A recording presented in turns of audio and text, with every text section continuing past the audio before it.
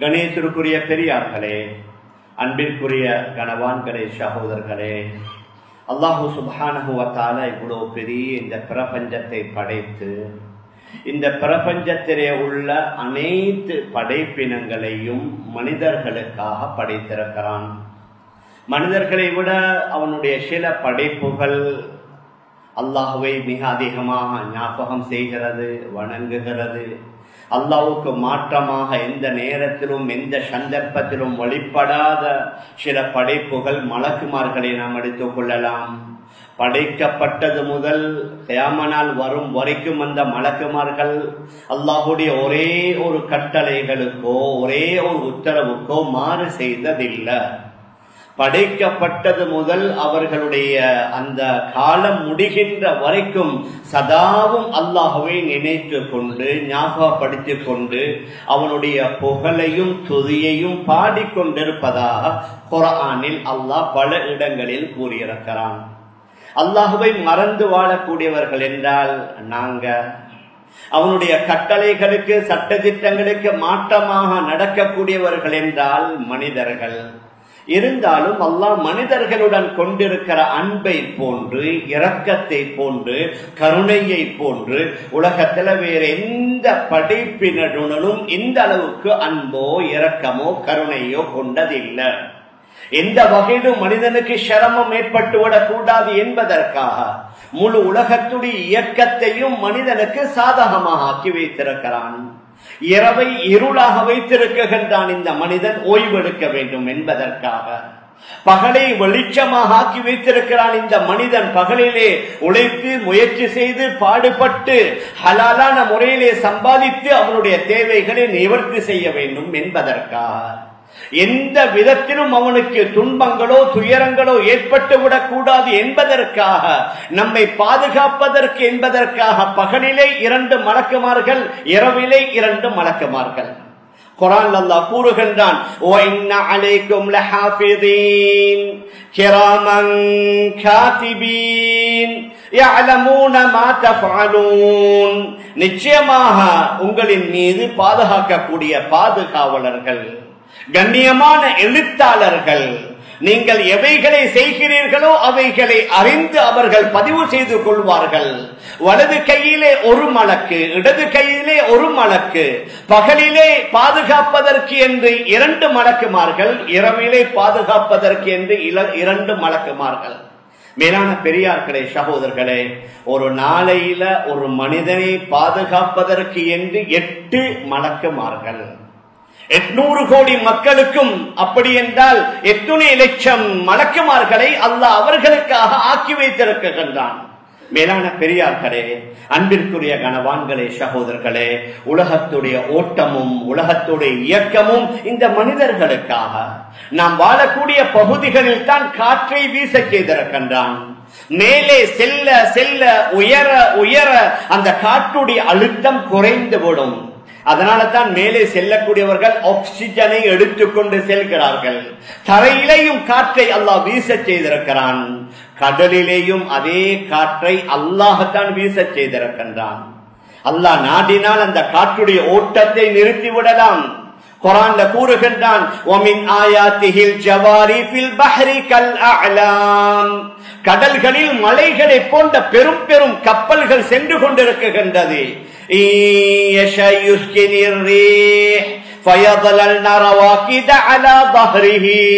அந்த அல்லாஹ் நாடி விட்டான் என்றால் காற்றுடைய ஓட்டத்தை நிறுத்தி விடுவான். காற்றுடைய ஓட்டம் நின்று விட்டது என்றால் அந்த கப்பல் செல்வதற்குரிய சகல ஏற்பாடுகள் இருந்தாலும் அந்த தண்ணீருக்கு மேலால் அந்த கப்பல்கள் அப்படியே ஸ்தம்பித்து போய்விடும் என்று அல்லாஹ் கூறுகின்றான். மேலான பெரியார்களே, சகோதரர்களே, மனிதன் எந்த வகையில சிரமப்படக்கூடாது. அவனுடைய உணவுல, அவனுடைய உடையில, அவனுடைய பாதுகாப்புல, அவனுடைய பிரயாணத்துல எந்த சிரமமும் ஏற்படக்கூடாது என்பதற்காக எல்லா ஏற்பாடுகளை செய்து தந்த அதே அல்லாஹ் இவனுக்கு நேரான வழியை காட்ட வேண்டும். இவன் செல்கின்ற இதே வழியில அவன் சென்று விட்டான் என்றால் மரணத்திற்கு பின்னால அவன் செல்ல வேண்டிய இடம் மோசமானதாக ஆகிவிடும். அதனால மரணத்திற்கு பின்னால ஒரு நீண்ட நெடிய வாழ்க்கை, அதுதான் வாழ்க்கை என்றால் மிகையாகாது. உலகத்துடைய வாழ்க்கை எல்லாம் போலியானது, தற்காலிகமானது. ஆனால் மறுமையில் உள்ள இன்பம், சந்தோஷம் நிரந்தரமானது. அதனால் அந்த வாழ்க்கையுடைய இன்பத்தை இவன் அடைய வேண்டும் என்பதற்காக நபிமார்களையும் ரசூல்மார்களையும் அனுப்பிக் கொண்டே இருந்தான். ஆனால் நபிமார்களுடைய அந்த அறிவுரைகளை, புத்திமதிகளை மனிதன் கேட்காத நேரத்தில், அதை மதிக்காத நேரத்தில் அவன் தன்னுடைய மனோ இச்சையை பின்பற்றி தன்னுடைய அறிவு ஆற்றலை வைத்து நான் எப்படி நினைப்பேனோ நான் அப்படித்தான் வாழ்வேன் என்று மனிதன் அவனுடைய பிடிவாதத்தில் இருந்து அல்லாஹ்வை மறந்து அவனுடைய தூதுவர்களுடைய வழிகாட்டுதல்களை புறந்தள்ளி வாழ்ந்த நேரத்தில் தான் மனிதர்களை அல்லாஹ் பல வகையில சோதித்திருக்கின்றான். மேலான பெரியார்களே, சகோதரர்களே, குர்ஆன்ல பல வரலாற்று சான்றுகளை நாம் பார்க்கலாம். ஆரம்பத்தில் குர்ஆன்ல அல்லாஹ் கூறுகின்றான், சூரா அன்ஆம்ல, وَلَقَدْ أَرْسَلْنَا إِلَى أُمَمٍ مِّن قَبْلِكَ, உங்களுக்கு முன்னால வாழ்ந்த பல சமூகத்தார்களுக்கு நாம் தூதுவர்களை அனுப்பி வைத்தோம். ஆனால் அந்த தூதுவர்களுடைய பேச்சை, அறிவுரைகளை அவர்கள் ஏற்றுக்கொள்ளவில்லை. அதனால فَأَخَذْنَاهُمْ بِالْبَأْسَاءِ وَالضَّرَّاءِ لَعَلَّهُمْ يَتَضَرَّعُونَ, நாம் அவர்களை வறுமையை கொண்டும் நோய்களை கொண்டும் அவர்களை பிடித்தோம். ஏன்? அவர்கள் மீண்டும் திருந்தி வருவதற்காக. ஆனால் அவர்கள் அவ்வாறு செய்யல.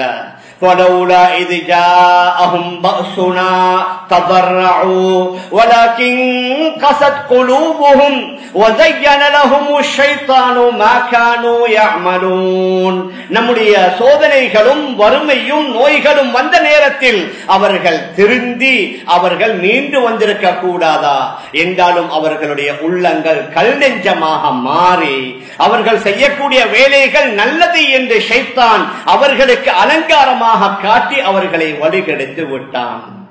இப்பொழுது அல்லாஹ் கூறுகின்றான், நாம் அனுப்பிய தூதுவர்களை, நம்முடைய அறிவுரைகளை, எச்சரிக்கைகளை அவர்கள் மதிக்காமல் மனம் போன போக்கில வாழ்ந்த நேரத்தில் எதை கொண்டு அவர்கள் எச்சரிக்கை செய்யப்பட்டார்களோ அதை மறந்து அதை புறந்தள்ளி வாழ்ந்த நேரத்தில் எல்லா வஸ்துக்களுடைய வாசல்களையும் நாம் திறந்து கொடுத்தோம். நாம் கொடுத்ததை கொண்டு அவர்கள் ரொம்ப ஆனந்தத்துல, மகிழ்ச்சியில, சந்தோஷத்துல மூழ்கி இருந்த வேளையில அஹதனாஹும் பக்தா, அவர்களை நாம் திடீர் என்று பிடித்து விட்டோம். ஃபைதாஹும் முப்லிசூன், அவர்கள் நம்பிக்கை இழந்தவர்களாக மாறிவிட்டதாக அல்லாஹ் கூறுகின்றான். மேலான பெரியார்களே, சகோதரர்களே, நாம் எதை சொல்ல வருகிறோம் என்றால், அல்லாஹ் நம்முடன் இரக்கமானவன், கருணையானவன். ஆனால் உலகத்துல முஸ்லிம்களுக்குத்தான் சோதனை, முஸ்லிம்களுக்குத்தான் பிரச்சனை, முஸ்லிம்கள் தான் அகதிகளாக, முஸ்லிம்கள் தான் ஆங்காங்கே துரத்தி அடிக்கப்பட்டு விரட்டி அடிக்கப்பட்டு நாடற்றவர்களாக வீடற்றவர்களாக அவர்கள் சென்று கொண்டிருக்கிறார்களே என்ற ஒரு சிந்தனை நமக்கு வரும். ஆனால் இந்த நிலைமையை அல்லாஹ் ஆரம்பத்திலேயே ஏற்படுத்தவில்லை. ஒவ்வொரு காலத்திலேயும் இஸ்லாமியர்களுடைய ஆரம்ப நிலை ரொம்ப நன்றாக இருந்திருக்கிறது. அதற்கு குர்ஆன்ல பல சான்றுகள்.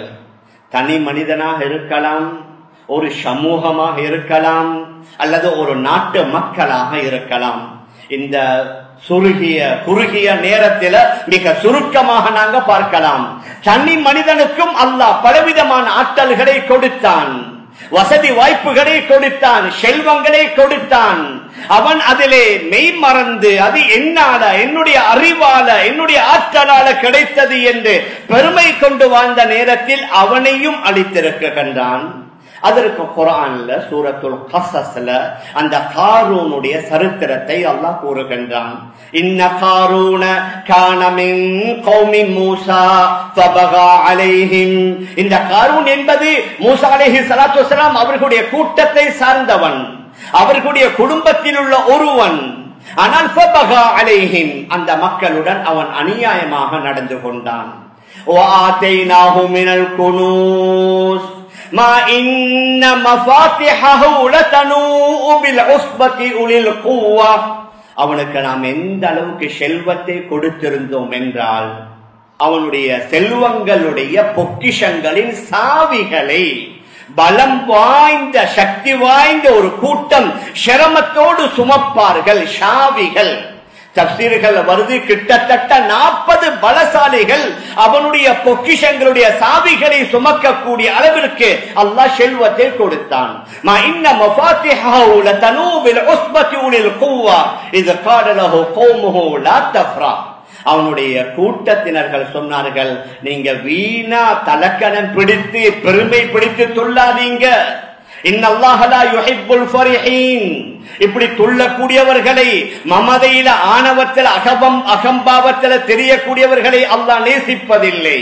மாற்றமாக அல்லாஹ் தந்திருக்கிற செல்வத்தை கொண்டு நீங்க என்ன செய்யணும்? இது அவனுக்கு மட்டுமல்ல, முழு உலகத்தில் உள்ள எல்லா மக்களுக்கும். யார் யாருக்கு செல்வம் கொடுக்கப்பட்டிருக்கின்றதோ அந்த செல்வந்தர்கள் எவ்வாறு நடந்து கொள்ளணும்? அல்லாஹ் குர்ஆன்ல கூறுகின்றான், வபதகி ஃபீமா ஆதாக்கல்லாஹு தாரல் ஆখিরা. அல்லாஹ் தந்த செல்வத்தை கொண்டு முதலாவது நீங்க உங்களோட ஆখিরাவை தேடணும். ஆখিরাவுக்கு தேவையான நல்ல வேலைகளை செய்யணும். அமல்கள, இபாதத்துகள, வணக்கங்கள, தான தர்மங்கள, சதகாக்கள, ஜகாத்துகள, சதகா ஜாரியா போன்ற வேலைகளை செய்து உங்களோட ஆখিরাவை சரியாக்கணும். வபதகி ஃபீமா ஆதாக்கல்லாஹு தாரல் ஆখিরা வலா தன்ஸ நஸீபக மினத் துன்யா. உலகத்தில் உங்களுக்குரிய பங்கை நீங்க மறந்துடாதீங்க. உங்களுக்கு ஒரு வீடு, உங்களுக்கு ஒரு செலவு, உங்களுக்கு ஒரு வாகனம், உங்களுக்கு ஒரு ஆடை, உங்களுக்கு என்னென்ன உலகத்துல தேவையோ ஆடம்பரம் வீண்வரியம் இல்லாமல் அதை நீங்க செய்து கொள்ளலாம். இது இரண்டாவது. மூணாவது, வஅஹ்சின் கமா அஹ்ஸனல்லாஹு இலைக். அல்லாஹ் தானே இரக்கப்பட்டு உங்களின் மீது உபகாரம் செய்தான். நீங்க வரும்போது வெறுங்கையுடன் அல்லவா வந்தீர்கள்? உலகத்திற்கு வரும் பொழுது நிர்வாணமா வல்லவா வந்தீர்கள்? நீங்க எதையும் எடுத்துக்கொண்டோ உடுத்துக்கொண்டோ வரலையே. அல்லாஹ் உங்களுக்கு உபகாரம் செய்து செல்வத்தை, பணத்தை, ஏன் அறிவை, ஆற்றலை, சிந்தனா சக்தியை, பகுத்தறிவை தந்தான். அதனால அவன் உங்களின் மீது உபகாரம் புரிந்த மாதிரி நீங்களும் மற்ற படைப்பினங்களின் மீது உபகாரம் புரியுங்க. அதாவது அதற்கு பின்னால் அல்லாஹ் கூறுகின்றான், பணத்தை வைத்து நீங்க குழப்பம் பண்ணாதீங்க. பணத்தை வைத்து அநியாயங்களை, அட்டகாசங்களை செய்யாதீங்க. உலகத்தில் இன்றைக்கு நடந்து கொண்டிருக்கத்தானே பணத்தின் மூலமாக எந்த மாதிரியான அநியாயம், எந்த மாதிரியான அட்டகாசம். கடந்த ஒரு 10 நாளைக்கு முன்னால அந்த நியூ இயர் என்று சொல்லக்கூடிய புதிய வருடத்தில் அவர்கள் மனிதர்களில் பலர், ஒரு சில இஸ்லாமியர்களும் இருக்கலாம், அவர்கள் இரவு வேளையில கொளுத்தி அந்த பட்டாசுகளுடைய தொகை எவ்வளவோ, அரபு நாடு என்று சொல்லக்கூடிய துபாயில, ரியாத்ல, கத்தார்ல அந்த நியூ இயருடைய கொண்டாட்டத்திற்கு அவர்கள் செலவழித்த பணம் எத்தனை பில்லியன். பூமியில பணத்தை வைத்து குழப்பங்களை உண்டு பண்ணாதீங்க. இன்னல்லாஹ லா யுஹிப்புல் முஃப்ஸிதீன். குழப்பம் பண்ணக்கூடியவர்களை அல்லாஹ் விரும்ப மாட்டான் என்று குர்ஆன்ல சொல்லிவிட்டு அதற்கு பின்னால அந்த காரனுடைய வரலாறை அல்லாஹ் கூறுகின்றான். அந்த காலத்தில் அனுப்பப்பட்ட நபியை அவன் ஏற்றுக்கொள்ளல்ல, நபியுடைய அறிவுரைகளை ஏற்றுக்கொள்ளல்ல. அவன் என்ன சொன்னான்? இன்னமா ஊதீதுஹு அலா இல்மின் இன்தி. என்னுடைய அறிவால தான் நான் இதை சம்பாதித்தேன். யாரு சொன்னது? அல்லாஹ் தந்தது என்று சொல்லி. எங்கட சிலர்களும் சில வேளை சொல்லுவாங்க, யாருடைய தயவால நான் முன்னுக்கு வரல, யாருடைய உதவியாலும் நான் முன்னுக்கு வரல, நானாக கஷ்டப்பட்டு உழைத்து பாடுபட்டு முன்னால வந்தது. சில நேரங்களில் உண்மையாக இருக்கலாம்.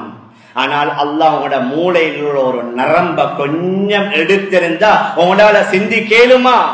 உங்களால கணக்கு வழக்கு பார்க்கலுமா? உங்களால டிகிரி, மாஸ்டர்ஸ், PhD படிக்கலுமா? நீங்க நினைக்கிறீங்க எல்லாம் என்னுடைய ஆற்றல்களால். அந்த காரூன் சொன்னான்,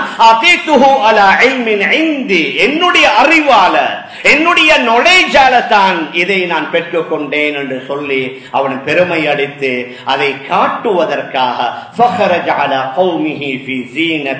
அவனுடைய அனைத்து அலங்காரங்கள், அவன்துள்ள சொத்துக்கள், அவன்துள்ள பொறுமதியான பொருட்கள் அனைத்தையும் வெளியில வைத்துக் கொண்டு அவனுடைய மாளிகைக்கு பக்கத்தில் அவன் வெளியில வருகின்றான்.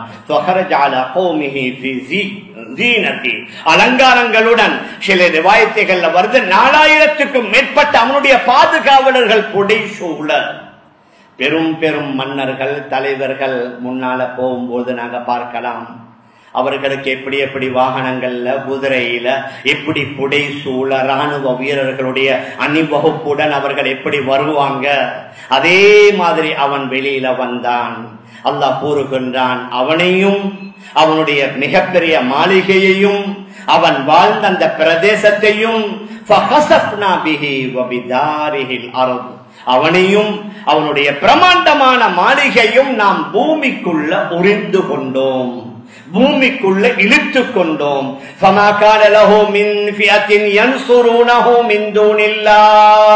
அல்லாஹ் அன்றி அவனை பாதுகாக்க யாராலும் முன்னால் வர முடியாமல் போய்விட்டது.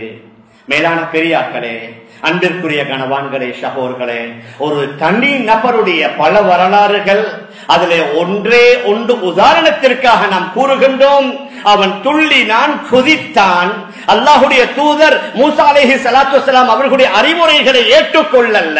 அதனால மக்கள் பார்த்து கொண்டிருக்கும் பொழுதே அவனை மட்டுமல்ல, அவனுடைய மாளிகை, அவனுடைய முழு சொத்துக்களையும் பூமிக்குள்ள அல்லாஹ் உறிந்ததாக குர்ஆன்ல மிக தெளிவாக கூறப்படுகின்றது.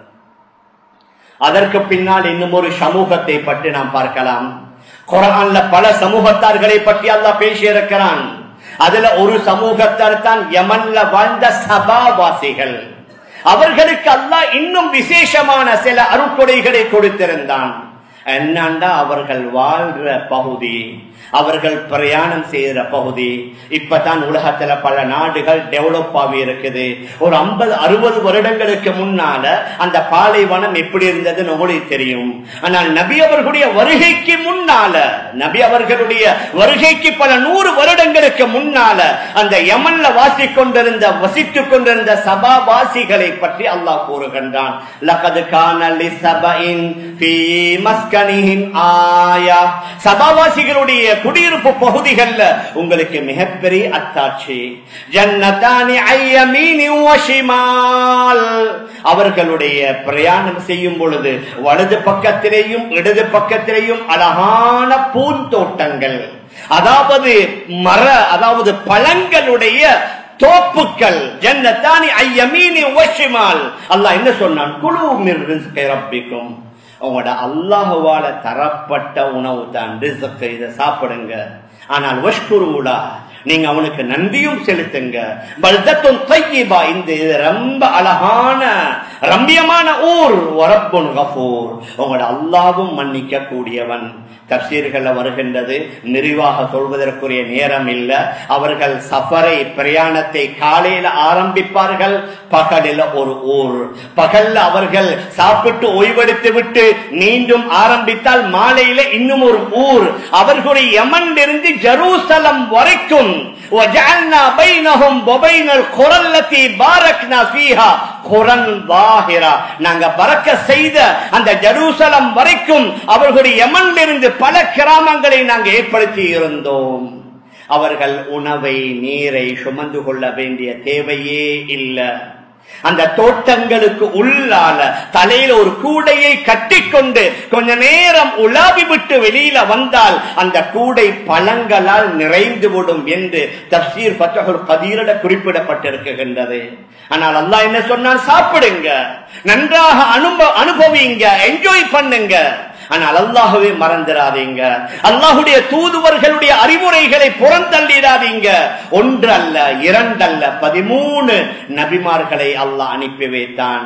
அந்த 13 நபிமார்களையும் அவர்கள் புறக்கணித்த நேரத்துல, அதையும் அதே சூரா சபாவுல ஃபஅரது ஃபஅர்சல்னா அலைஹிம் ஸைலல் அரிம். அவர்கள் நபிமார்களை புறக்கணித்தார்கள், நம்முடைய தூதுவர்களுடைய அறிவுரைகளை புறம் தள்ளினார்கள். அதனால அரின் அரபியில, தமிழ்ல மரிப், நீங்க போய் சர்ச் பண்ணி பார்க்கலாம். யமன்ல மரிப் என்று சொல்லக்கூடிய பெரிய ஒரு அணைக்கட்டு 1987கள்ல அதை புனர் நிர்மாணம் செய்திருக்கிறார்கள் யமன் நாட்டுடைய அந்த ஆட்சி. அந்த மரிப் என்று சொல்லக்கூடிய அணைக்கட்டை நாம் உடைக்க செய்து அதிலிருந்து நீரை பெருக்கெடுத்து ஓட செய்து உபத்தல்நாஹும் பிஜன்னதைஹிம் ஜன்னதைனி லவாத்தை உகுலின் ஹம்தின் வஅஸ்லின் வஷைஇன் மின் சித்ரின் கலீல். இவ்வளவு நிறைய பழங்கள் உள்ள அந்த தோட்டங்களை புளிப்பும் கசப்பும் நிறைந்த சில இலந்தை மரங்களை தவிர வேறு எதுவுமே இல்லாமல் ஒரு மயான பூமியாக, ஒரு வெள்ளக்காடாக நாங்க மாற்றி விட்டோம். சொல்லிவிட்டு அல்லாஹ் கூறுகின்றான்,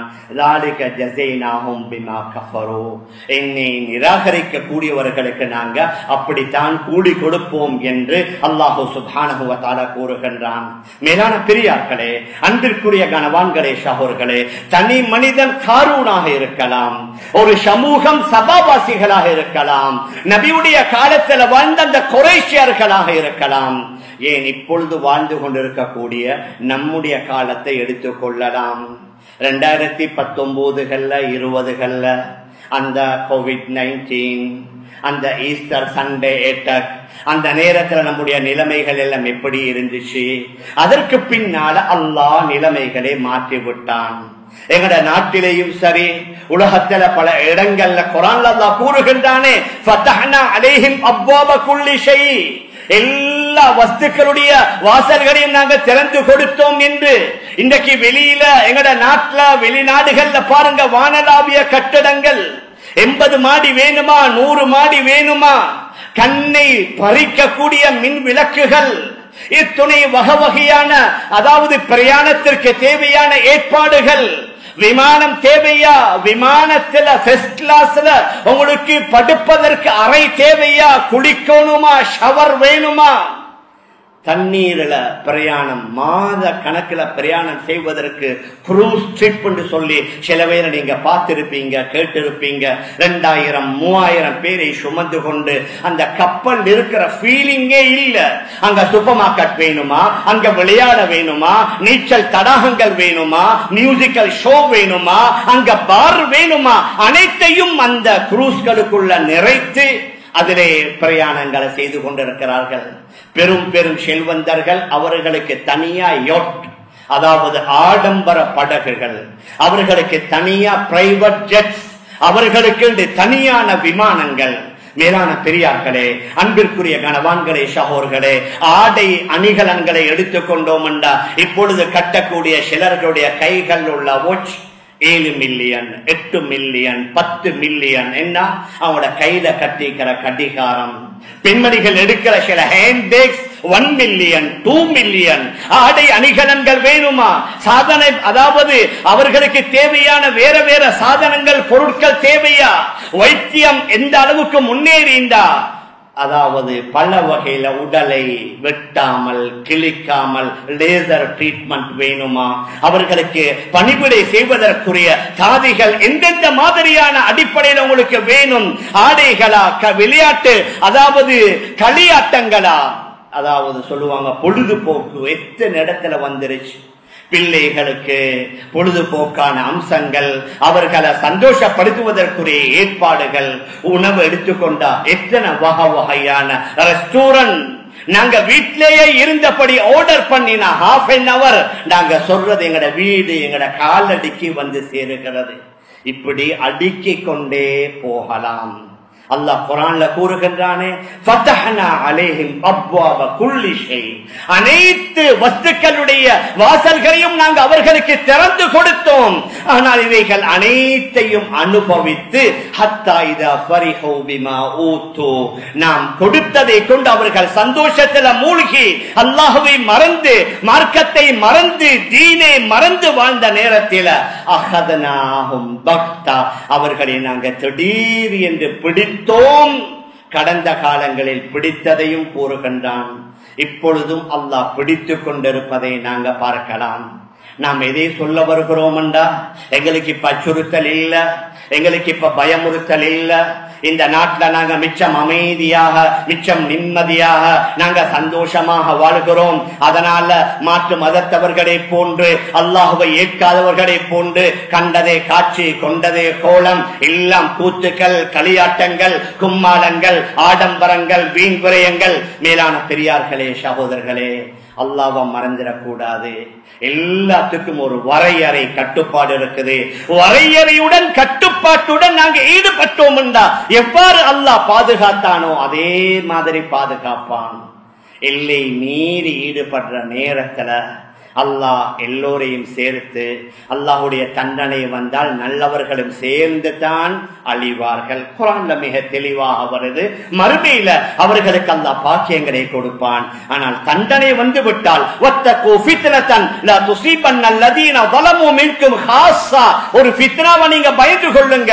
அது வந்து விட்டது என்றால் அநியாயம் செய்தவர்களை மட்டும் அது தொடாது, எல்லோரையும் சேர்த்து தான் அது பீடிக்கும். மேலான பெரியார்களே, சகோதரர்களே, உதாரணத்திற்கு 1960-61 இந்தியாவுடைய பெரிய ஒரு அறிஞர் அபுல் ஹசன் அலி அல் ஹசன் அன் நத்வி சொல்லக்கூடிய மிகப்பெரிய ஒரு அறிவாளி, அவர் பர்மாவுக்கு செல்கின்றார்.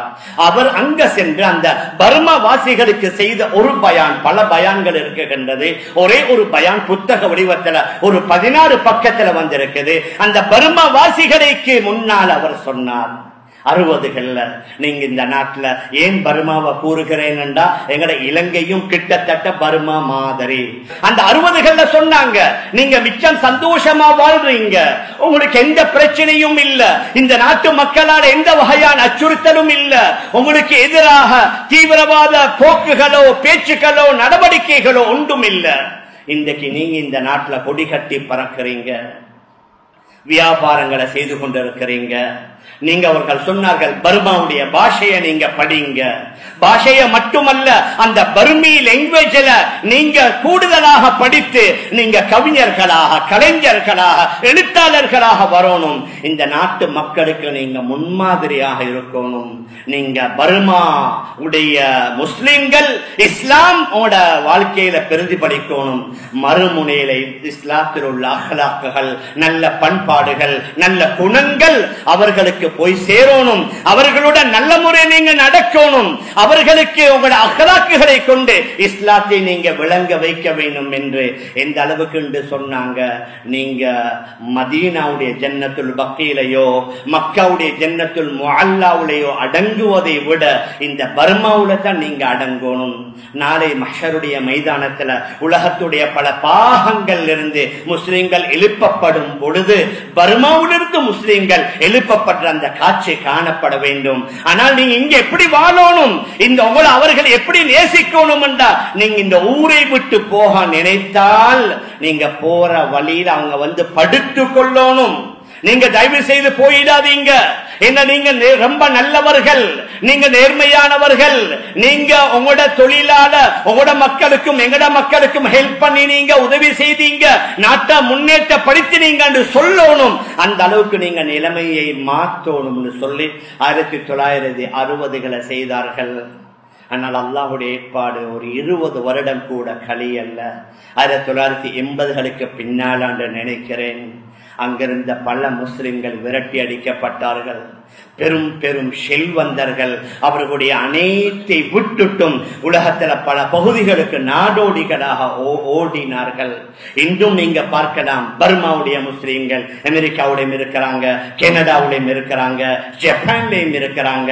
நம்முடைய பக்கத்து நாடு இந்தியாவுல சென்னையில பர்மா பஜார் இருக்குது. அந்த பர்மா பஜார் எப்படி வந்துச்சு? அவங்க சின்ன சின்ன பேமெண்ட் வியாபாரம் செய்து கொண்டிருந்தாங்க. பெரும் பெரும் செல்வந்தர்கள் அனைத்தையும் அவர்கள் பறித்துக் கொண்டு வெறும் கையோடு அவர்கள் விரட்டி அடிக்கப்பட்ட நேரத்தில் இந்தியாவுல சென்னைக்கு வந்து அவர்கள் பெட்டி கடை, பேமெண்ட் கடை வைத்து, இப்போதும் பர்மா பஜார் உள்ள கடையை பாருங்க, ஒரு 10க்கு 10 அடி தான் இருக்கும். ஏன் பர்மா பஜார் என்ற பேரு வந்துச்சு? அங்கத்தான் முதலாவது வந்து அவர்களுடைய பேமெண்ட் வியாபாரத்தை செய்ய ஆரம்பித்தார்கள். மேலான பெரியார்களே, சகோதரர்களே, யாரும் நினைக்காதீங்க பர்மா வாசிகள் எல்லோரும் தவறு செய்துட்டாங்க, நாங்க நலவு, நாங்க நல்லவர்கள். நான் அப்படி சொல்ல வரல. உதாரணத்திற்கு எப்படியும் ஒரு நாட்டையோ ஒரு சமூகத்தையோ குறிப்பிட வேண்டி வரும். அதனால உதாரணத்துக்கு கூறுகிறோம், நல்லவர்களும் இருந்திருப்பார்கள், ஆனால் சமூகத்தை பற்றி அவர்கள் யோசிக்கல்ல. இந்த மண்ணில வாழக்கூடிய மற்றவர்களுக்குரிய வாழ்வாதாரத்துக்குரிய ஏற்பாடுகளை செய்யணும் என்று யோசிக்கல்ல. அதனால் இப்பொழுதும் பங்களாதேஷில் 8 லட்சத்திற்கும் மேற்பட்ட அந்த ரோஹிணியா முஸ்லிம்கள் அகதிகளாக எங்களுடைய நாட்டுக்கு வந்த அந்த ஒரு கப்பல், சமீபத்தில் வந்த சில சகோதர சகோதரிகள் அந்த பர்மாவுடைய எம்பசியில போய் கேட்டா அவர்கள் கூறுகிறார்களாம், இவர்கள் எங்களுடைய நாட்டவர்கள் அல்ல. ஏன் அவர்கள் அந்த நாட்டவர்கள் என்பது கூறுவதற்கு கூட அந்த நாட்டுடைய ஐடென்டிட்டியோ, அந்த நாட்டுடைய பாஸ்போர்ட்டோ, அந்த நாட்டுடைய அந்த பர்த் சர்டிபிகேட்டோ ஒன்றுமே இல்லை. மேலான பெரியார்களே, அன்பிற்குரிய கனவான்களே, சகோதரர்களே, ஒரு 40-50 வருடத்திற்கு முன்னால வாழ்ந்தவர்கள் சுயநலவாதிகளாக வாழ்ந்தாங்க. நான் உண்டு, என்னுடைய தொழில் உண்டு, என்னுடைய குடும்பம் உண்டு என்று தொழிலையும் பிசினஸையும் வியாபாரத்தையும் ஃபேமிலியையும் மட்டும் பார்த்து கொண்டிருந்தார்கள். மற்ற சமூகத்தினர்களை பற்றி அக்கறை காட்டல்ல. ஒரு கட்டம் ஒன்று வருது, அவர்களும் துரத்தப்படுகிறார்கள். பின்னால் இருந்த ஏழைகள் அப்பாவிகள் ஊர் இல்லாமல் நாடு இல்லாமல் உலகத்துல பங்களாதேஷ்ல அந்த அந்த டென்ட்டுகள் எத்தனை லட்சம் மக்கள் வாழ்ந்து கொண்டிருக்கிறாங்க. மேலான பெரியார்களே, அன்பிற்குரிய கனவான்களே, சகோதரர்களே, நாம் எதை சொல்ல வருகிறோம் என்றா இந்த நிலைமை எதனாலும் ஒரே மாதிரி இருக்காது. இப்ப 2-3 நாட்களுக்கு முன்னால அமெரிக்காவுடைய அந்த லாஸ் ஏஞ்சலிஸ்ல, அமெரிக்காவுடைய கலிபோர்னியாவுல அந்த ஹாலிவுட்டுடைய ஆக முக்கியமான பெரும் பெரும் அதாவது கலைஞர்கள், நடிகர்கள், செல்வந்தர்கள் வாழ்ற அந்த பகுதியை அல்லாஹ் ஒரு நாள்ல எப்படி மாற்றினான். நேற்று ஒரு சோசியல் மீடியாவில் ஒரு படம் பார்த்தோம். படம் உண்ட ஒரு காட்சி உண்டு. 460 நாள்ல அந்த பெலஸ்தீன் உள்ளத்தில் ஜபாலியா பகுதியை அழிக்க 460 நாள் போச்சு. ஆனால் இந்த கலிபோர்னியாவுடைய அந்த லாஸ் ஏஞ்சலிஸ் அந்த ஹாலிவுட் பகுதியை அதே மாதிரி மாத்திரத்துக்கு வெறும் ஒரு நாள் தான் அல்லாஹ்வுக்கு போயிருக்குது. நாங்க யாரும் சந்தோஷப்படுறல்ல. யாருக்கும் இந்த மாதிரி யாராக இருந்தாலும் சோதனைகளோ அழிவுகளோ சிரமங்களோ வரக்கூடாது. ஆனால் இவைகளை அடிக்கடி அல்லாஹ் அனுப்புவது எதற்காக? நீங்களும் ஜாக்கிரதையாக இருங்க, நீங்களும் விழிப்பாக இருங்க. நீங்களும் அல்லாஹ்வுக்கு மாறு செய்தா வேறொரு விதத்தில் அல்லாஹ்வுடைய அதாபும் தண்டனைகளும் வரும் என்பதைத்தான் அல்லாஹ் சூசகமாக சுட்டி காட்டுகின்றான். மேலான பெரியார்களே, அன்பிற்குரிய கனவான்களே, சகோதரர்களே, அதனால 4-5 வருடங்களுக்கு முன்னால இந்த நிலைமையை அல்லாஹ் மாற்றி அமைதியான ஒரு நிம்மதியான ஓரளவு சந்தோஷமான ஒரு சூழல்ல நாங்கள் இருக்கிறோம். இதை பயன்படுத்தி கண்டதே காட்சி, கொண்டதே கோலம், ஆட்டம் கூத்து, களியாட்டம், கும்மாளம், ஆடம்பரம், வீண் விரயம் என்று சொல்லி எங்கட பணங்களை காசுகளை செலவழித்து எங்கட ஆண் பெண் பிள்ளைகளை, பெரியவர்களை, ஆண்களும் பெண்களும் 2 கலந்து அவர்களை நாங்க ஃபித்னாவுல பாவங்கள்ல ஈடுபடுத்தினோம். அல்லாஹ் பாதுகாக்கணும். அல்லாஹ் அந்த மாதிரி நடத்தாமல் ஆக்கி வைப்பானாக. பர்மாவை விட மோசமான நிலைமை சிலவேல அல்லாஹ் பாதுகாக்கணும். இஸ்லாமியர்கள் வாழக்கூடிய பகுதிகளுக்கு வந்துவிடக் கூடாது. மேலான பெரியார்களே, சகோதரர்களே, அதனால குர்ஆனில் உள்ள இந்த வரலாற்று சம்பவங்களை உதாரணமாக சொன்னோம். குர்ஆனை படிப்போம், அதில் உள்ள வரலாற்று சான்றுகளை படிப்போம், அதன் மூலம் படிப்பினைகளை பெறுவோம். நம்முடைய தொழில் நடவடிக்கைகளை ஹலாலான முறையில் செய்து இஸ்லாமியர்களாக இஸ்லாத்தில் உள்ள பண்பாடுகளை, நல்ல குணங்களை, நேர்மைகளை இந்த நாட்டிலே வாழக்கூடிய பெரும்பான்மை இனத்தவர்களுக்கு காட்டி அவர்களையும் இஸ்லாத்தின் பக்கம் ஈர்க்க வைத்து அல்லாஹ்வை சந்தோஷப்படுத்தினோம் என்றால் அல்லாஹ்வுடைய அன்பும் இரக்கமும் நம் மீது இறங்கி அவனுடைய பாதுகாப்பு வந்தால் நாங்கள் அமைதியாக வாழலாம். அந்த அடிப்படையில் நாம் நம்முடைய வாழ்வை அமைத்துக் கொள்ள எல்லாம் வல்ல அல்லாஹ் நம் அனைவர்களுக்கும் தௌஃபீக் செய்வானாக. ஆகவே அல்லாஹ் நம் எல்லோருடைய பாவங்களை மன்னிப்பாயாக. நம்முடைய பெற்றோர்கள், உற்றார்கள், உறவினர்கள், முழு உலகத்தில் உள்ள அனைத்து இஸ்லாமிய ஆண்கள் பெண்களுடைய பாங்களுடைய மன்னிப்பாயாக. உலகத்தில் ஏற்பட்டிருக்கிற எல்லா விதமான அனர்த்தங்கள் எதுவுமே இயற்கை அனர்த்தம் இல்லை யா அல்லாஹ், எல்லாமே உன்னுடைய நாட்டப்படி நடந்து கொண்டிருக்கின்றது யா அல்லாஹ். எல்லா விதமான அனர்த்தங்களிலிருந்து, ஆபத்துகளிலிருந்து உலகளாவிய மனிதர்களை நீ பாதுகாப்பாயாக. விசேஷமாக இந்த நாட்டுடைய நிலைமையை சீராக்கி வைப்பாயாக. அச்சமற்ற பயமற்ற சூழலை ஏற்படுத்தி வைப்பாயாக. நீதமான நேர்மையான நல்ல ஆட்சிகள் நடந்து மக்கள் அமைதியாக வாழக்கூடிய சூழலை ஏற்படுத்தி வைப்பாயாக. நம் எல்லோருடைய முடிவை நல்ல முடிவாக ஆக்கி நம் அனைவர்களுக்கும் ஜன்னத்துல் ஃபிர்தௌஸ் என்ற சொர்க்கத்தை தந்தருள்வாயாக. ஆமீன் ஆமீன் யா ரப்பல் ஆலமீன். பிரஹ்மதிக யா அர்ஹமர் ராஹிமீன். வல்ஹம்துலில்லாஹி ரப்பில் ஆலமீன்.